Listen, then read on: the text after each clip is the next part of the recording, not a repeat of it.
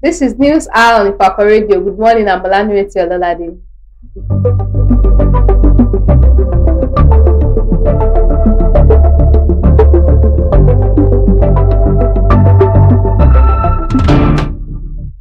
The major headlines. Hurricane Tinubu, Taraba, Plateau, Adamawa governors face defection dilemma. Blackouts. FG pushes states to establish power firms. Revocation of my US visa won't deter me, says Soyinka. Cool controversy. Military interrogates MD, raids ex-governor's house. Sports. Falcons ward off Benin to seal 2026 WAFCON ticket. Lookman opens 2025/26 goal account.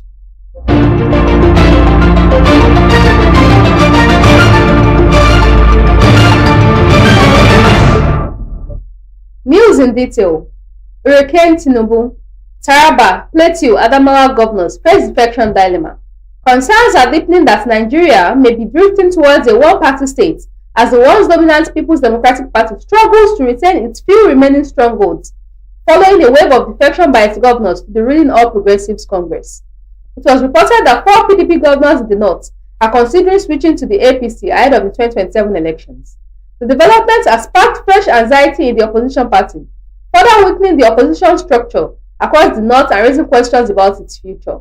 The PDP, which held the presidency for 16 straight years after the return to democracy in 1999, now governs just 8 of Nigeria's 36 states: Bauchi, Oyo, Adamawa, Osun, Plateau, Taraba, Zamfara, and Rivers, its weakest position in the Fourth Republic.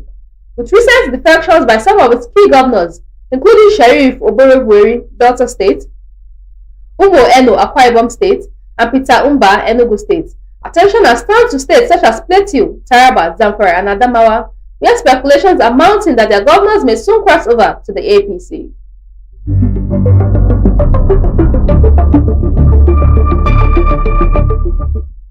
Blackouts. FG pushes states to establish power firms. Apparently, overwhelmed by the country's power woes, the federal government is pushing this challenge to the 36 states, asking them to take over power generation, transmission, and distribution. The federal government said this was the only solution to the power crisis in the country. The Minister of Power, Adebayo Adelabu, said this in Lagos on Tuesday at the Nigeria Energy Leadership Summit. Despite a series of efforts to make power available to Nigerians, the power sector seems to have defied all solutions by successive governments to sanitize the industry. Speaking at the conference, Adelabu said the federal government was aware that power centralization could never work for Nigeria, and that was why President Bola Tinubu's administration signed the Electricity Act in 2023.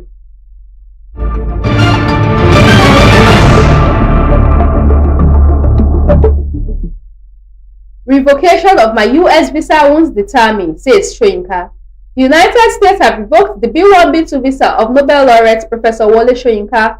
A B1B2 visa is a temporary non-immigrant visa for business or tourism purposes. Soyinka revealed the developments during a news conference themed on ending saga, Idi Amin in whiteface, held at Kongi's Harvest Gallery, Freedom Park, Lagos yesterday. He explained that no reason was given for the action by the US.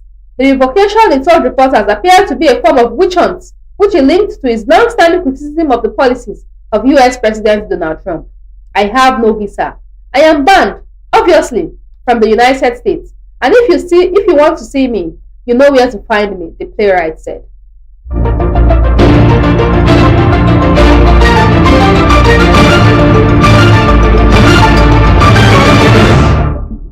Cool controversy. Military interrogates MD, raids ex-governor's house. Military investigators probing an alleged plot to overthrow President Bola Tinubu are reportedly grilling a managing director of the federal government agency in the South-South region. 2 intelligence officers confirmed that the MD was arrested for allegedly transferring a huge sum of amount to a former Minister of State for Petroleum Resources. Timipre Silva, who was fingered as one of the financiers of the alleged plot to forcefully change the government. According to reports, investigators believe the funds were meant to finance the coup. The MD transferred a huge sum of money to Sylvia. Investigators are working on the theory that the fund transfer was connected to the coup. He is presently answering questions about what the money was meant for.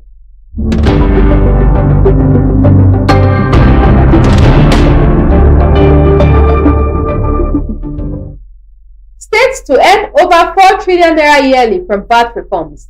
The chairman of the Presidential Fiscal Policy and Tax Reforms Committee, Mr. Taiwo Oyedele, has projected that states could earn more than 4 trillion naira annually from 2026 when new value-added tax reforms take effect. Oyedele made this disclosure on Tuesday at the launch of the Budget State of States 2025 report in Abuja, where he delivered the keynote address. The event also marked the 10th anniversary of the initiative. He said, with VAT reforms kicking in from 2026, states' share will rise to 55%. That could amount to over 4 trillion naira in 2026. The question is, will this money be spent or will it be invested?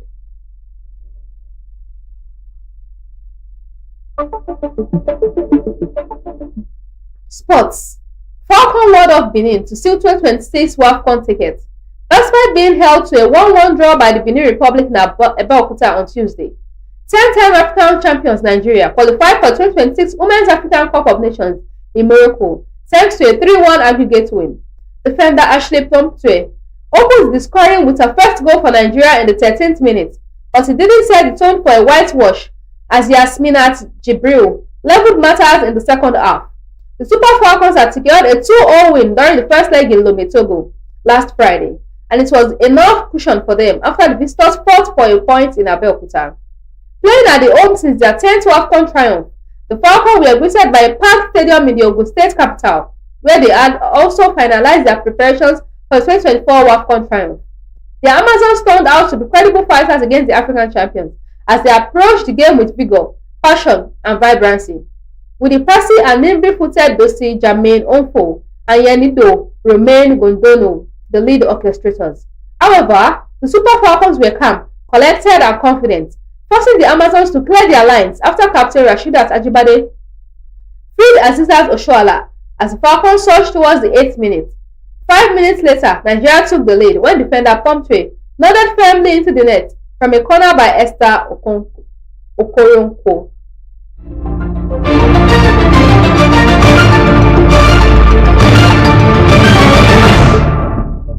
Lukman opens 2025-2026 goal account. After a slow start to the 2025-2026 season with Atlanta, Nigeria forward Ademola Lookman finally got his first goal of the season for his club on Tuesday night, scoring in this Serie A match day 9 game at the home against AC Milan. Lookman scored in the 35th minute of the game to level the scores 1-1 after Italian midfielder Samuel Ricci had opened scoring for the visitor in the 4th minute. The Nigerian unleashed a magnificent shot into the top of the net after being put through by Mario Pasalic. So the Nigerians' 7th game of the season in all competition for Atlanta this season.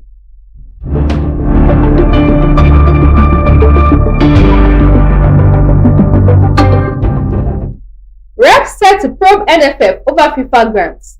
The House of Representatives on Tuesday resolved to set up a special committee to investigate financial grants advanced to the Nigerian Football Federation by FIFA and the Confederation of African Football, totaling $25 million. The resolution of the House followed the adoption of the motion of urgent public importance during Tuesday's plenary, co-sponsored by Lagos lawmakers Adedayo Adeshola and Rivers State counterpart Felix Nweke, titled Motion to Spot Further Misuse of FIFA and CAF Grants by Nigerian Football Federation.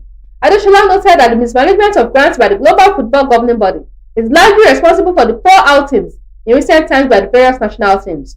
Only recently, former Super Eagles captain Sunday Olise accused the NFF of stifling the growth of football in Nigeria through the misappropriation of grants from FIFA and CAF, citing the questionable handling of $1 million the NFF got from FIFA to prepare the Super Eagles for the 2022 World Cup. Between 2015 and 2025, NFF allegedly received development funds in excess of $25 million from FIFA and CAF.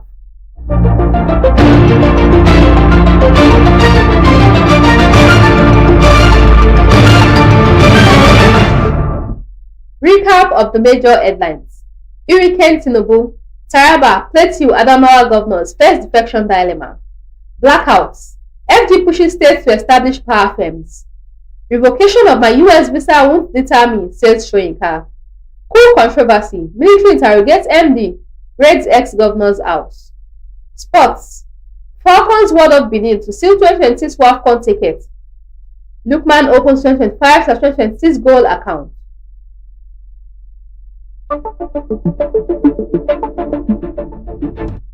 Follow us on all our social media handles: Facebook at Ifako Radio, YouTube at Ifako Radio, WhatsApp at Ifako Radio, X at Ifako Radio, Instagram at Ifako_radio. For news reporting, contact us at ifakoradio@gmail.com or call on WhatsApp 091-2222-7433.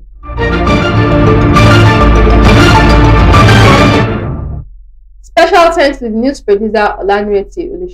Thanks for watching. I'm Olanireti Ololade. Have a wonderful Wednesday. God bless Ifako Jai.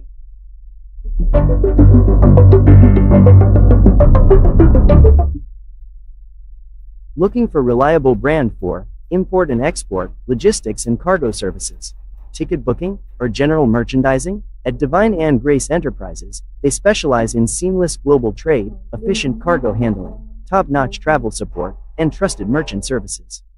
Whether it's getting your goods across borders, booking a flight, or managing cargo with precision, they deliver with speed, reliability, and care. You can visit them at Nako Export Warehouse, International Airport, Ikeja, Lagos State. You can contact them on 0803-406-1483, 0817-287-4375, or email it divineandgraceenterprises@gmail.com. Divine and Grace Enterprise, your reliable brand for logistics and merchandise.